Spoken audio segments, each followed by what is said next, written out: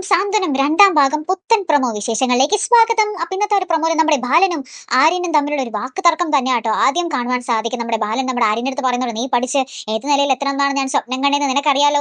എന്റെ ഒരു ശാപം നിന്നെ പിന്തുടർന്നുകൊണ്ടേ ഇരിക്കും. നീ എത്ര പട്ടിണി കിടന്നാലും അല്ലെങ്കിൽ ഞാൻ എത്ര പട്ടിണി കിടന്നാൽ പോലും നിന്നോടുള്ള എന്റെ ദേഷ്യം മാറത്തില്ല എന്നൊക്കെ പറഞ്ഞ് ഭയങ്കരമായിട്ടൊക്കെ ദേഷ്യം പറയുന്നുണ്ട് നമ്മുടെ ബാലൻ.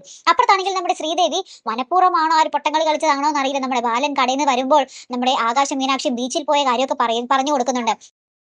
അച്ഛൻ കണ്ടായിരുന്നോ, മീനാക്ഷി ചേച്ചിയും ആകാശേട്ടനും കൂടി ബീച്ചിലൊക്കെ പോയി കറങ്ങി നടക്കുക, ഫോട്ടോസൊക്കെ മിത്ര കഴിച്ചു കൊടുത്തിരുന്നു എന്നൊക്കെ പറയുക. അപ്പൊ തന്നെ നമ്മുടെ ബാലൻ തുടങ്ങി, അവനവിടെ കറങ്ങി നടക്കുവാണോ എന്നൊക്കെ പറഞ്ഞ് ദേഷ്യം തുടങ്ങിയിട്ടോ. അപ്പൊ ഇതിനൊക്കെ പിന്നാലെ അച്ഛൻ പോയതിന് നമ്മുടെ ബാലൻ പോയതിനു ശേഷം നമ്മുടെ ശ്രീദേവിയോട് നമ്മുടെ മിത്ര കുറെ ചൂടാവുന്നുണ്ട്.